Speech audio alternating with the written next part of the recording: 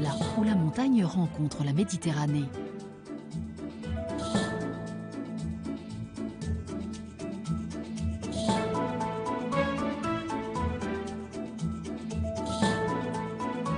Née au pied du massif du Canigou, Julia Torigna est une journaliste passionnée par la culture et la langue de ses ancêtres.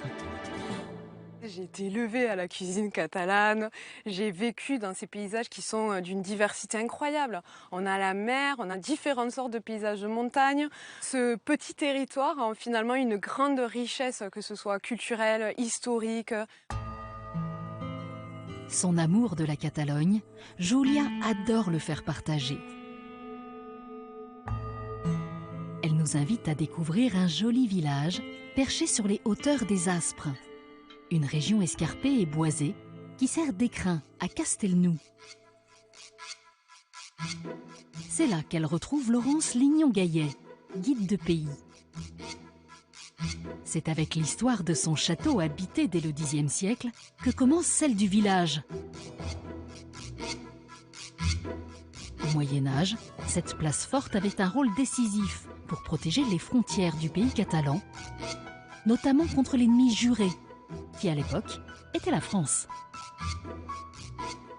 Alors là, on voit bien le château de Castelnou, hein. Castellnou en catalan.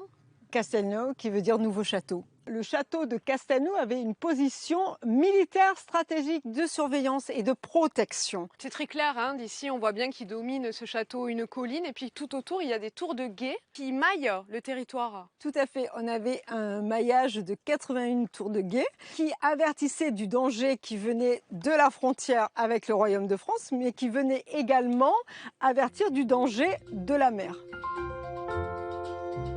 Un système de défense efficace qui a toujours permis de repousser l'ennemi français.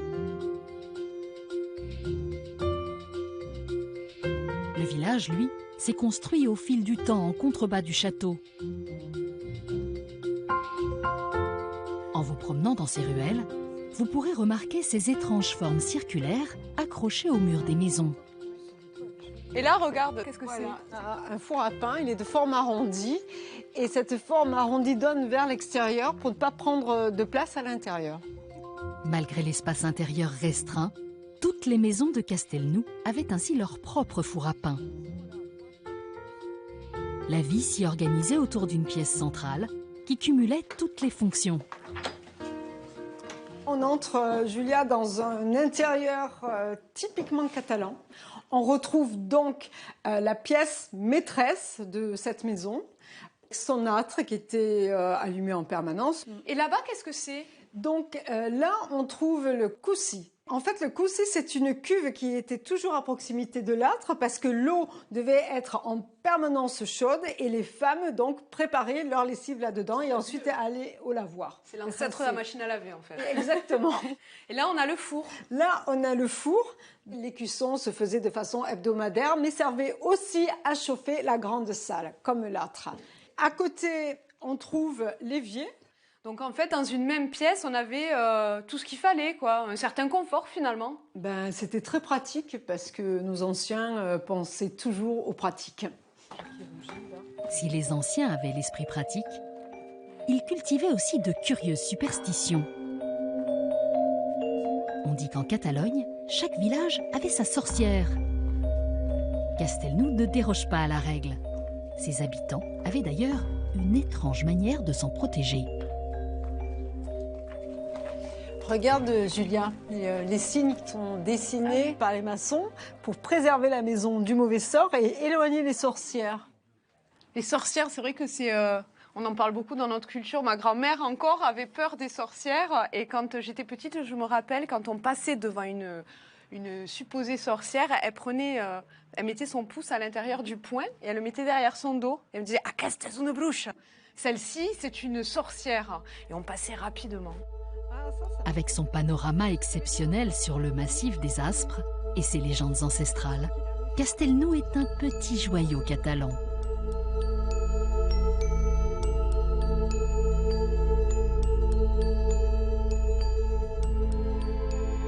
Une légende, c'est justement ce qui serait à l'origine du nom et de la fondation de la principale ville du pays catalan. Perpignan. Ancienne capitale du royaume de Majorque, la cité marchande est annexée par la France en 1659. C'est devant le Castillet, le monument incontournable de la ville, que Julia rejoint la guide Audrey Avarello. Alors Perpignan en catalan, on parle de Perpignan et il y a une légende qui est assez amusante pour expliquer le nom. Oui, il y a cette jolie légende de Père Pigne, Pierre Pigne, qui était un paysan qui vivait sur les contreforts du Canigou. Et donc il avait pris l'habitude, comme il était souvent seul, de parler avec les éléments de la nature. Et puis un jour, la rivière, la tête, lui répond « Suis-moi et ta vie deviendra meilleure ». Il suit le cours de la rivière et à un moment, la rivière lui refait un signe. À cet endroit-là, il construit donc son mas qui deviendrait la première maison de Perpigne, qui donnerait le nom ensuite à la ville de Perpignan. Alors on s'est donné rendez-vous ici, c'est vraiment le lieu de rendez-vous de Perpignan. Oui, c'est un peu le monument emblématique de Perpignan, le Castillet. Depuis toujours, c'est la porte de la ville en fait, hein. C'est par là qu'on entre dans la ville médiévale. Construite au XIVe siècle, cette porte monumentale et fortifiée a subi de nombreux sièges. Elle a même un temps servi de prison. Pour tous les Perpignanais, c'est le symbole d'une ville tiraillée entre l'Espagne et la France et qui a su conserver son âme catalane.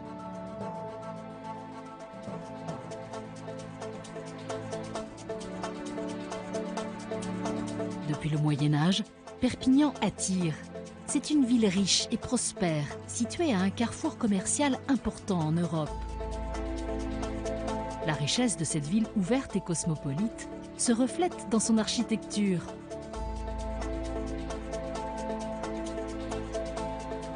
En déambulant dans les ruelles du Perpignan médiéval, on peut admirer ses superbes façades colorées.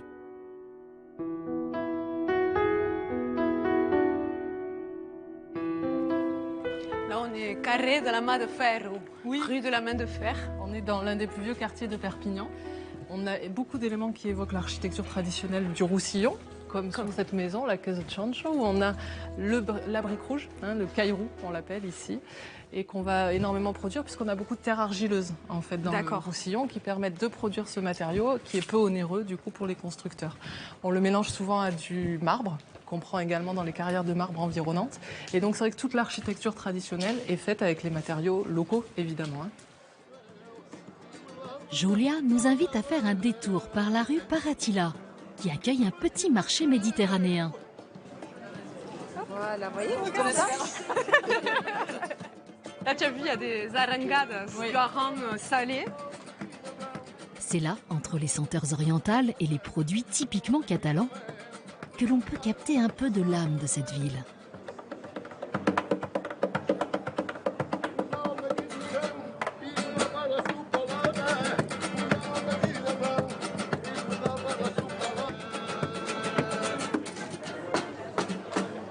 Un patrimoine bien vivant que les Perpignanais partagent avec plaisir.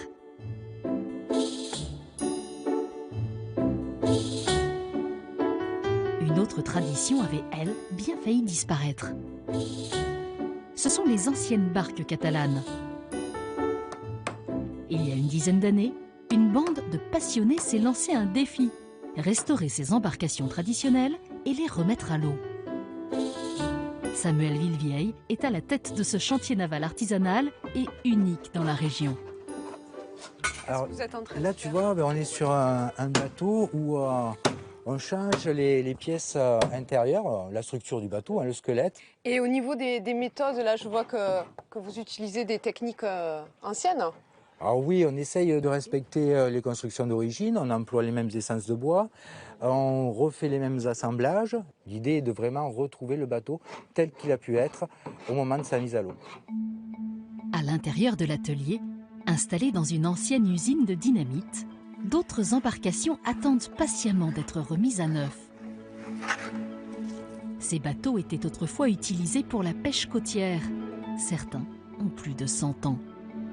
On va avoir une barque, une fameuse barque catalane qu'on retrouve sur notre littoral. Qu'est-ce qu'elles ont de particulier ces barques catalanes? Alors, c'est le mât incliné sur l'avant. Et ça, c'est les rares bateaux qu'on peut voir avec ce mât qui est penché sur l'avant et avec une voile latine. Ça, c'est une des caractéristiques des barques catalanes. Ils sont parfaitement adaptés à notre mer. À la mer Parfaitement adaptées à une navigation sur la Méditerranée. Et leur forme pointue leur permet de couper le clapot, de couper les vagues, donc de mieux passer dans des mers un peu agitées. L'objectif premier va être de conserver ces bateaux, parce qu'ils incarnent toute une mémoire, toute une histoire, mais de les restaurer afin de leur redonner vie. Et chaque restauration est support justement pour former des jeunes, transmettre des savoir-faire et avoir un patrimoine qui soit vivant sur notre littoral. Pour mettre en pratique ce travail de transmission, Samuel a réservé une petite surprise à Julia. Une initiation au métier de charpentier de marine. Alors il faut s'aligner à l'œil. À l'œil, c'est à l'œil. Vous travaillez que comme Beaucoup ça à ou l'œil. quoi? Ah ouais, d'accord. Super. C'est un bon début, hein. Et voilà. Super. Et là, on est sur notre trait. C'est super droit, quoi. C'est incroyable. Je peux essayer un petit peu ou c'est trop... Non, bien sûr, il n'y a pas de souci. J'ai jamais utilisé cet outil alors. Il faut le mettre en biais. Et vraiment, c'est un geste. Ça fait des petits spaghettis. C'est ça. Hop. Là, on le replace et On va normalement le c'est bon. repositionner, c'est ça. Si les calculs, si Alors. les découpes... Vas-y, je le tiens derrière. Ah, merde. Ça va? Attends. Ça a l'air d'être parfait ce travail-là. Merci Cécile. Eh ben, merci à toi. Bravo Julien. Bravo. Après cette formation accélérée, il est temps pour Julia de prendre la mer à bord du Bel Ange, avec un équipage 100% catalan. Bon dia! C'est là qu'elle retrouve Frédéric Cadenne, conservateur de la réserve naturelle marine de Cerbère-Dagnols.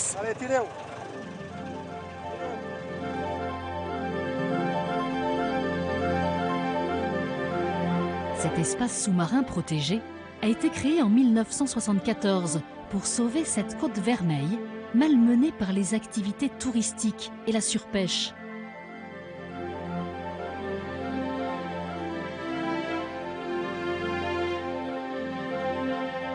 Yves Bénezet, notre capitaine, est un ancien pêcheur. Mon grand-père était pêcheur, mon père était pêcheur, et j'ai suivi. J'ai commencé là, sur celui-là de bateau. À quel âge? J'ai commencé à 14 ans. Et un bateau comme ça pouvait porter jusqu'à 4 tonnes de poissons. Comme tous les marins ici, Yves a vu la ressource se raréfier au fil du temps. Le temps passant, la pêche s'est développée, l'activité touristique.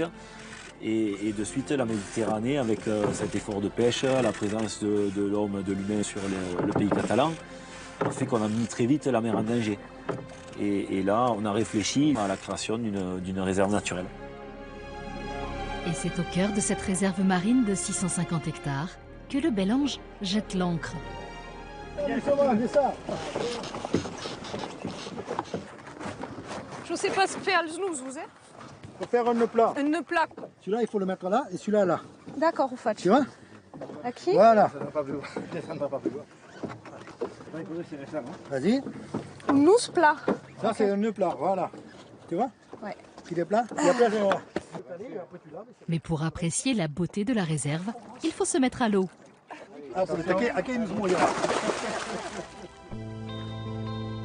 Après 45 ans de protection, le poisson est revenu et la chaîne alimentaire a pu se reconstituer. Sous l'eau, la vie a repris ses droits. Des dorades, des sars, des petites atérines aux reflets argentés, des saupes, surnommées les vaches de mer car elles broutent les herbiers de Posidonie. Ces plantes marines jouent un rôle déterminant. Elles apportent de l'oxygène et servent de nurserie aux jeunes alevins. Et enfin, le mérou qui avait pratiquement disparu.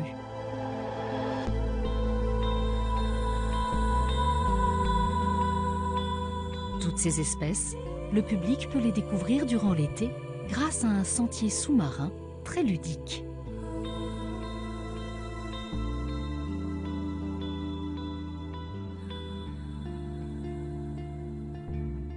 Merci beaucoup en tout cas, parce qu'on a pu voir plein d'espèces différentes. Il y a une richesse incroyable sur ce petit territoire. Il y a combien? Il y a plus de 1000 espèces, non? Alors dans la réserve, il a été référencé 1200 espèces animales et 500 végétales.